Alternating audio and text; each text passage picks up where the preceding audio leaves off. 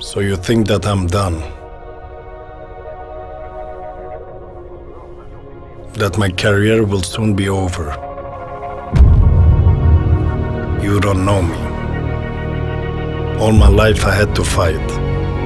No one believed in me. So I had to believe in myself. Some people wanted to break me, but they only made me stronger. Others wanted to exploit me. They only made me smarter. And now you think I'm done? To all of you, I only have one thing to say. I'm not like you, because I'm not you. I am Zlatan Ibrahimovic, and I am just warming up.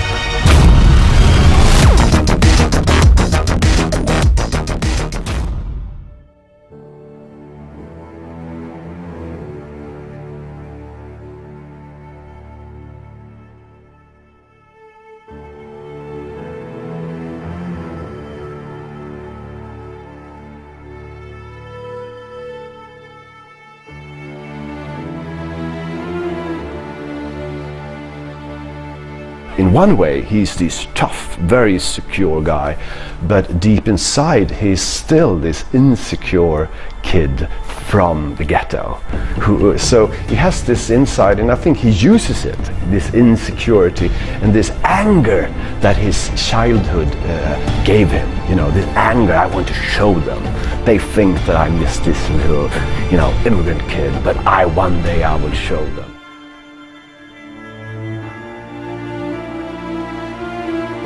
Muhammad Ali was the love of his father. When they had this good time together, they were certainly not watching Swedish telly. They were watching old videos of Muhammad Ali and George Foreman and all things. I'm young, I'm handsome, I'm fast, I'm pretty, and can't possibly be beat.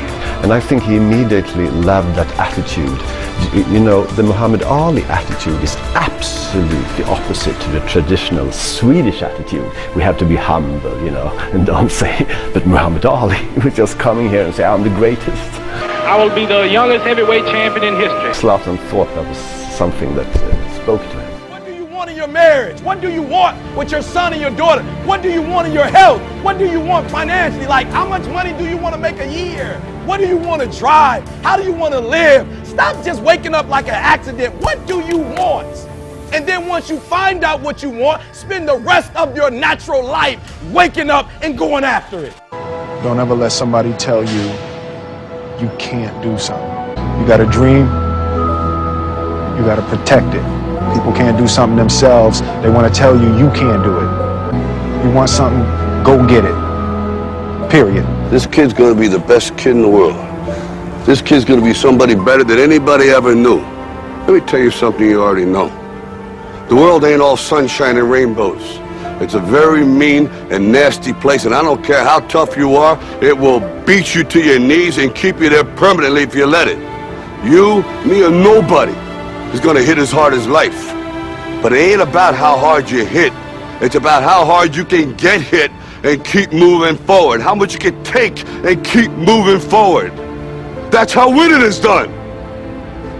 Now, if you know what you're worth, now go out and get what you're worth. But you gotta be willing to take the hits and not pointing fingers saying you ain't where you wanna be because of him or her or anybody.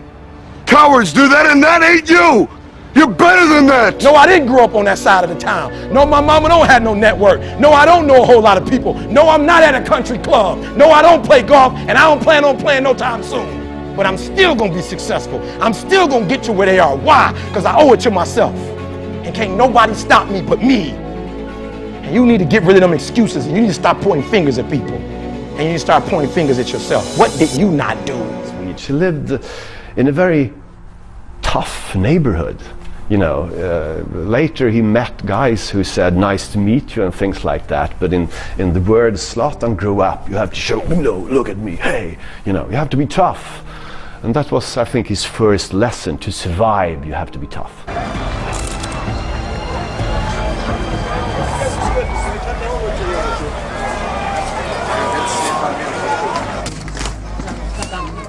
He uses that anger and that insecurity, which is still inside him.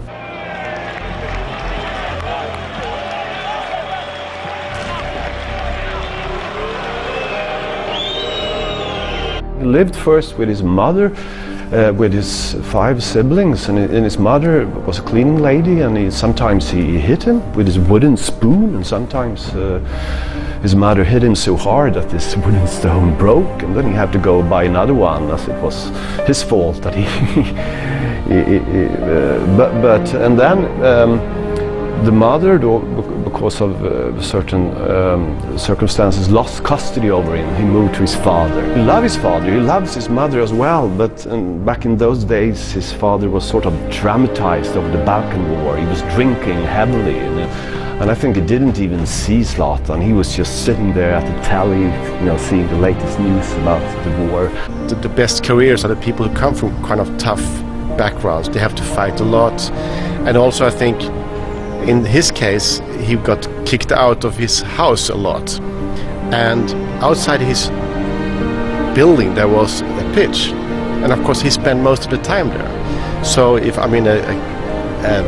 he was from a safer family where he could stay at home and watch TV, maybe he wouldn't be out at the pitch so much. In the tougher parts, you're taught the hard way, and I would say that Zlatan he's no angel, he's no saint.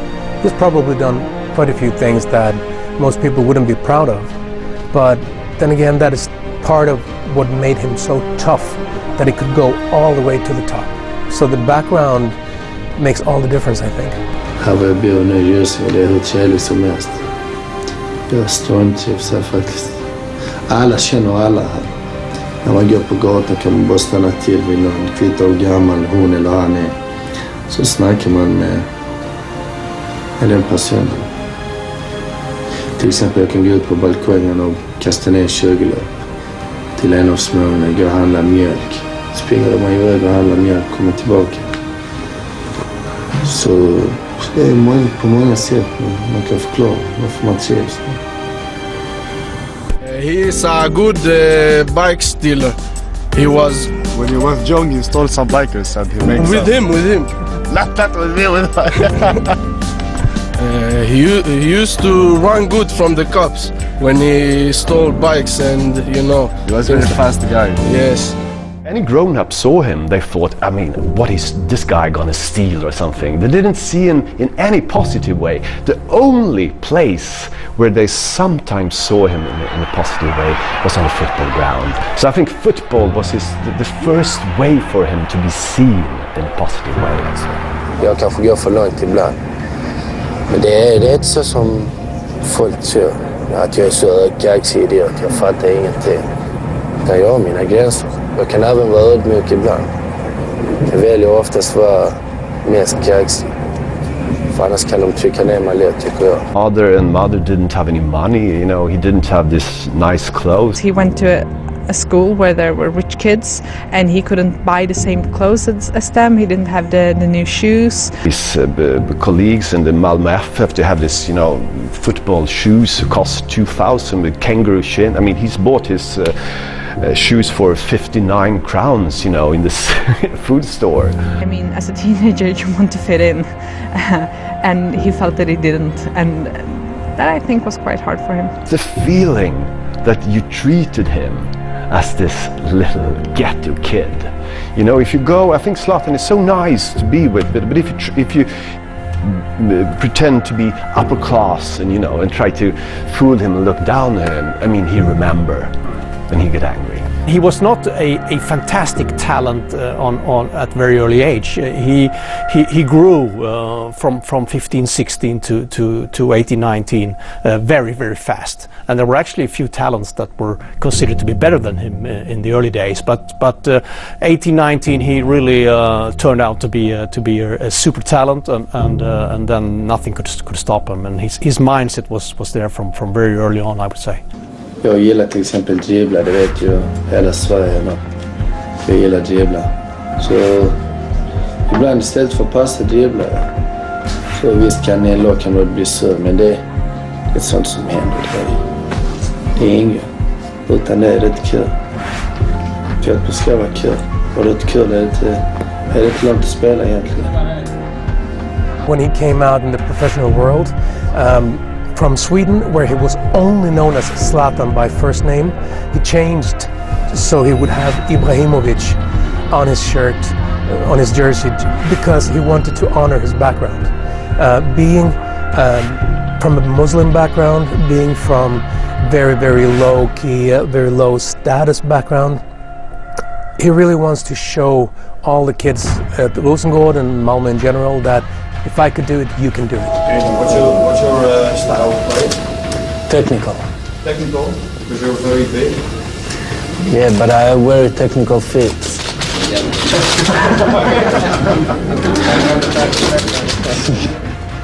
I think in Barcelona he just felt again as this immigrant kid who come to Malmö with this well-behaved middle-class kid who didn't understand him. And I think there was the same story all over. And football can change very fast. My problem in Barcelona was one man, and that's the philosopher. He was my problem. Guardiola didn't understand him, and he couldn't really cope with that kind of character. He was 17, let's not forget, you know. And I wanted to give him a trial with the first team, and he turned it down. He said to me, I don't make trials. You take me or you don't take me.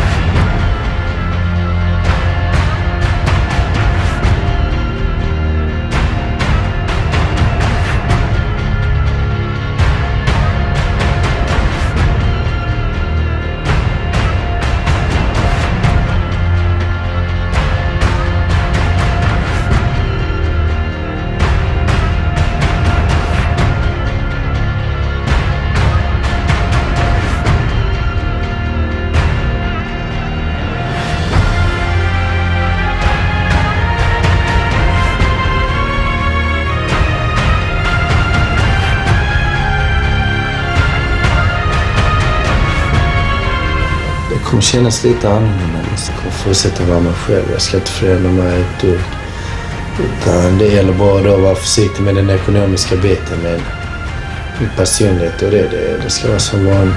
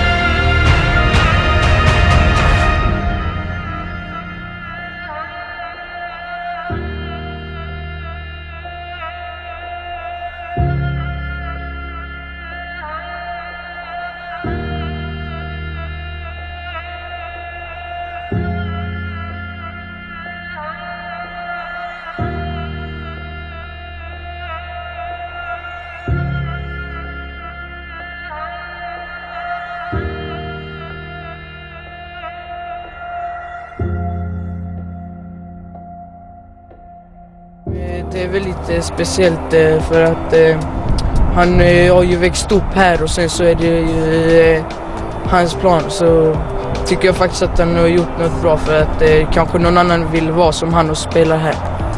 Så jag tycker det är faktiskt speciellt. Jag vill bli som Zlatan för att han kan spela och han har gjort bicicleta i över 20 meter. För att han skjuter bra, han kan göra bra så bicicleta och sånt. Och vi gillar han för att han spelar för vårt landslag. Zlatan is your hero? Yes, ja. Why? Han är bra, han har bra taktik, bra bollkontroll och ja. För att han spelar bra, han har bra kontroll, han skjuter i mål bra, han dribblar bra. Så.